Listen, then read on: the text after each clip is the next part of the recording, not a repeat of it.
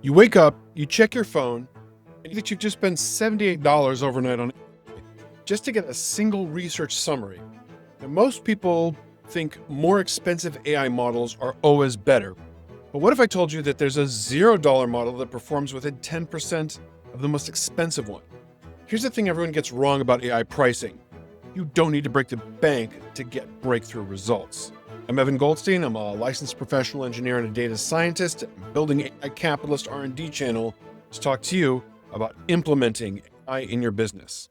So before we dive in, I know that this channel focuses on engineering and facilities maintenance, but the framework I'm about to show you works across every industry imaginable. Whether you're a lawyer sifting through case files or a doctor analyzing patient records, these exact same principles are still going to revolutionize how you approach AI tool selection.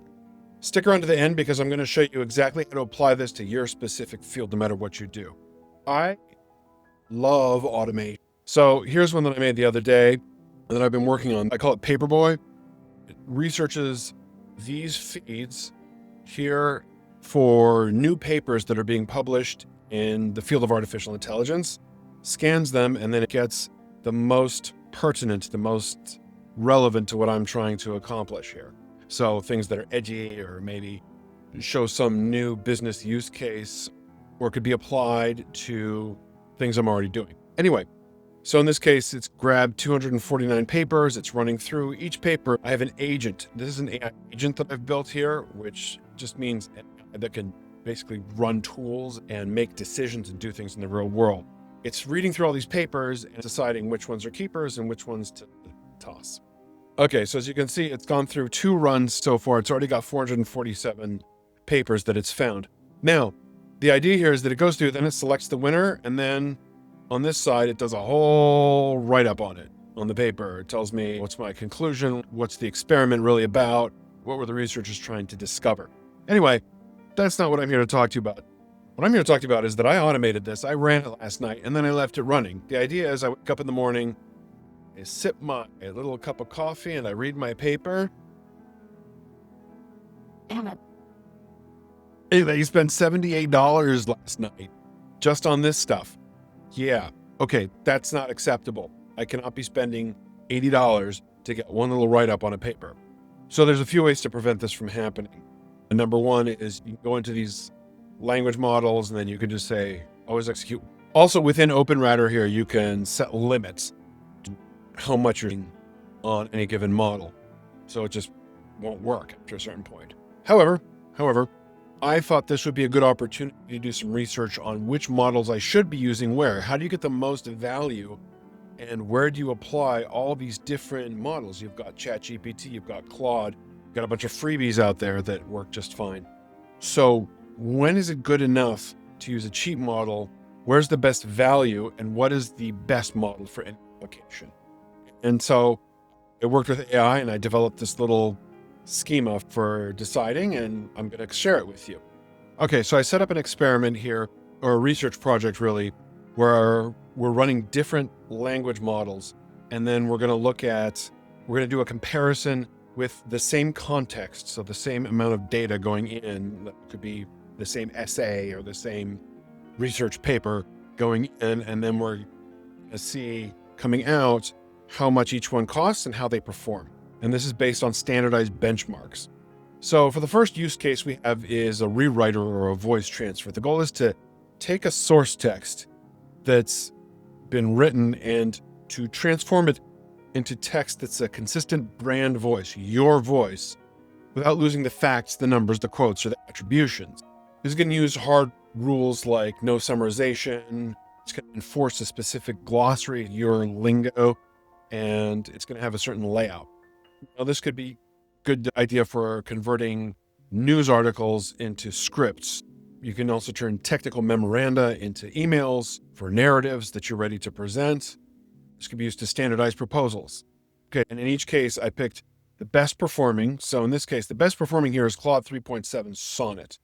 Performance is good. Cost is also the highest, of course. In this case, it's about 2 cents for 2,000, or sorry, for what was our context?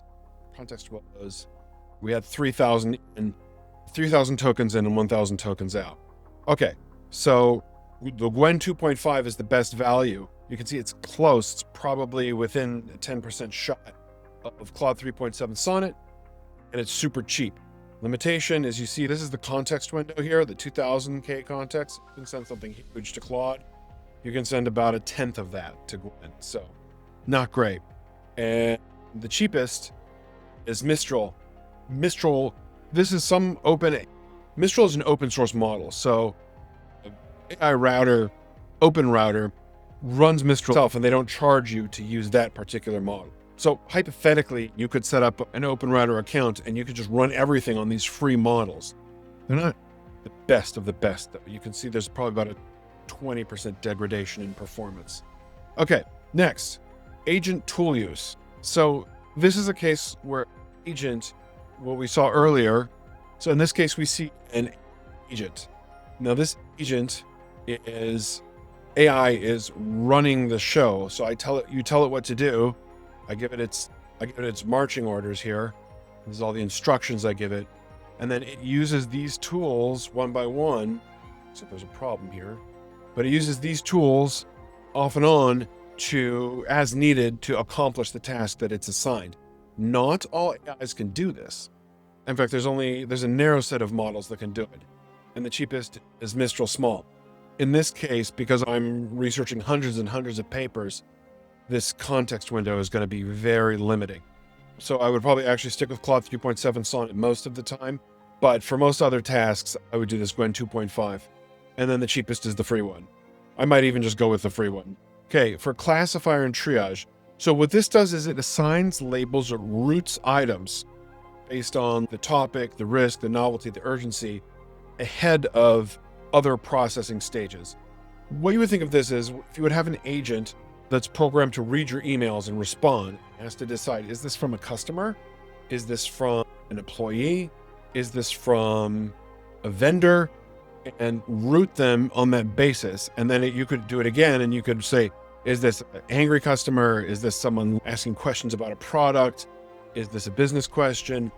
All of these things could be handled by a classifier or a triage agent. The best here was 3.7 Sonnet, Gwen 2.57, and this one here is the cheapest, a 3.5 mini.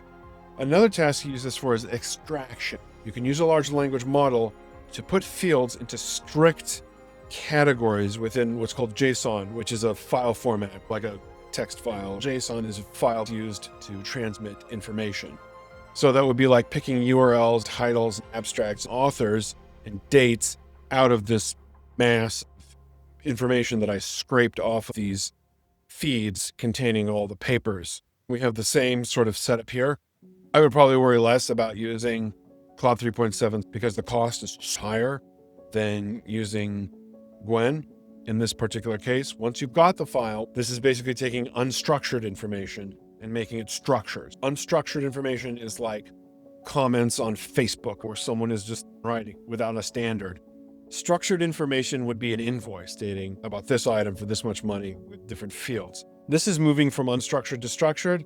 I would use Gwen 2.5. Summarizers. We are trying to compress information while preserving all the numbers, quotes, and citations. This could be used for setting up executive briefs, newsletters, or research recaps. I would use Gwen. It's a lot cheaper. You'll notice some different models popped up here. This is the first Google model that we're seeing. So RAG is retrieval augmented generation, where you're using a large language model, but it's searching the web to grab information rather than just looking inside of its own memory. This can retrieve authoritative chunks, and it can answer with citations telling you where it got it. The success of this model would hinge on chunking or embeddings, and the context is really important. Gemini 2.5 Pro won out here. Claude Sonnet is more expensive. Gwen has similar performance. The context window is so small, you're probably not going to want to use it for that. Another option here is multi-document synthesis. You're taking different documents and trying to put them into one coherent picture, one brief. Compare the content, contrast the methods, and look at novelty or deduplicate overlaps. This would be good for a literature review or in business for doing a competitive analysis or novelty deltas and for comparing results to each other. Claude Sonnet 3.7 is the best performing. Slightly lower than that is Gwen, and the cheapest is 3.5. No surprises here. But I think I would go with Gwen. There's not a huge price differential, although this does have a larger context window, so you'd have to take that into account. All right, what do we learn from all this? Here's the big picture. Firstly, performance doesn't always correlate with price. If you want the highest possible output, you can pay for the premium model, but you can often get 90% of premium results at about 10% of the cost. Secondly, window size matters more than raw performance for document-heavy tasks.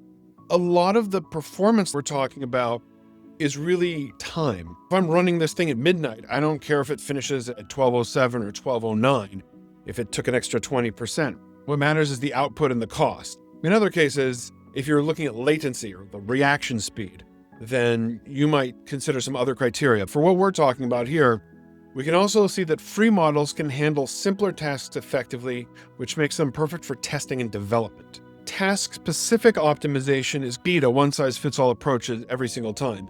Claude 4.1 is great, but when I assign it on every single little tool node that I'm using, it's going to wipe out the bank account. We also see that the best model can change depending on whether you prioritize performance or value or cost. What's really novel here is AI's ability to evaluate its own ecosystem. 6 months ago, we couldn't reliably get AI to run comparative analysis on models themselves, but now we can maintain consistent evaluation criteria across a lot of different complex task categories. The fact that we can automate this kind of meta-analysis is a fundamental shift in how we can approach technology decision-making. This example focused on an automation specific to writing tasks, but these capabilities go way outside of just content creation or literature review. And if you want more customized guidance for your specific industry and for your use cases, come on over to capitalist.biz. I do consulting work in the AI business space, and I can provide you with frameworks tailored to your situation. While these principles are universal, the details of implementation will make or break your success, and those are always specific to what you're trying to accomplish. This content is for informational and educational purposes only. Nothing in this video constitutes financial, investment, legal, or tax advice. Viewers should not act or refrain from acting based on any information presented without consulting a qualified professional who understands their individual circumstances. While efforts are made to ensure accuracy, no guarantee is given as to completeness or timeliness. All examples and demonstrations are illustrative and not endorsements of any specific strategy, service, or product. Use of the information presented is at your own risk.